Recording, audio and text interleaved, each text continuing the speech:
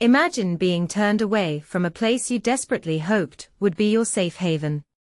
Now, imagine another country stepping up to take you in, not out of obligation, but out of a sense of friendship and duty.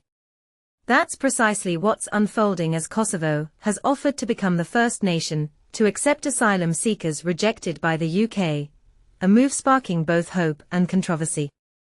Kosovo's Prime Minister, Albin Kurti, has publicly stated his willingness to help the UK by accepting individuals whose asylum claims have been denied after exhausting all possible appeals.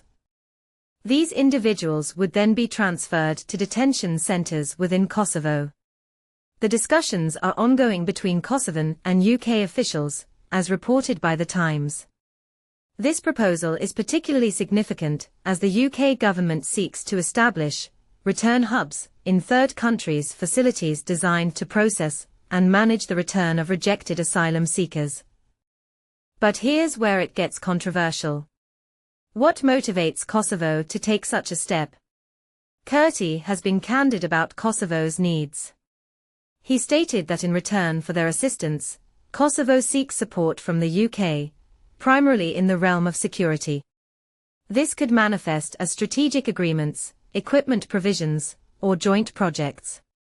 He emphasized that Kosovo views this as an obligation, given the historical support it has received from the UK, stating, "Of course, we want, as a country, to benefit, but we consider it first and foremost our obligation to help you because you helped us a great deal, and we will never forget that."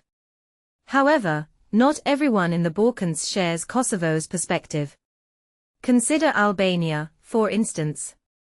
Prime Minister Edi Rama expressed strong reservations about the UK's approach.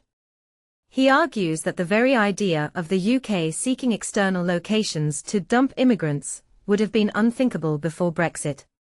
Rama believes that the current situation reflects a troubling shift in British societal norms and discourse, stating that 80% of the things that are said or are written or are accepted as a normal part of the discourse in today's Britain are things that before Brexit that would have been totally unacceptable, totally ridiculous, totally shameful. This highlights a stark contrast in views within the region, with some seeing an opportunity for collaboration and others expressing deep concern. Eljko Komi, chairman of the presidency of Bosnia and Herzegovina, has firmly stated that his country is not open to accepting rejected asylum seekers from the UK. Milojko Spajic, the Prime Minister of Montenegro, has indicated a willingness to negotiate a return hub agreement, but only if the UK makes substantial investments in Montenegro's infrastructure. This further underscores the diverse range of opinions and conditions surrounding the UK's proposal within the Western Balkans. And this is the part most people miss: the economic and political considerations that heavily influence each country's stance.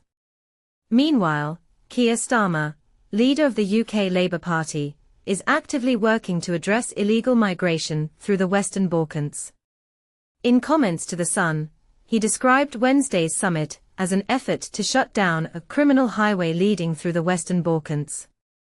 Starmer envisions a joint migration task force to detect, deter and manage illegal migration, including the deployment of British drones and scanners at key checkpoints.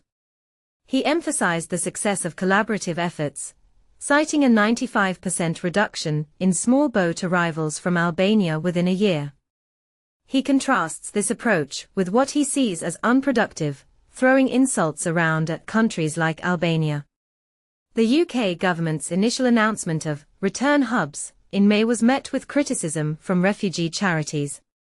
Enver Solomon, the chief executive of the Refugee Council, warned that such measures could create fear and panic, leading to low compliance rates. He argued that effective return systems should be orderly, humane, and based on evidence, rather than punitive. Boldly, he stated, "Threatening to detain people in countries they've never set foot in causes fear and panic, leading to low rates of compliance." This raises a critical question: is the focus on deterrence overshadowing the humanitarian concerns? So, what do you make of all this? Should countries like Kosovo be applauded for offering assistance? Or should the focus be on addressing the root causes of asylum claims and ensuring humane treatment of those seeking refuge?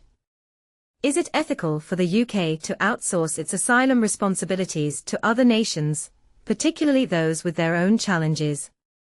And how much weight should be given to the security and economic needs of countries like Kosovo when considering such arrangements?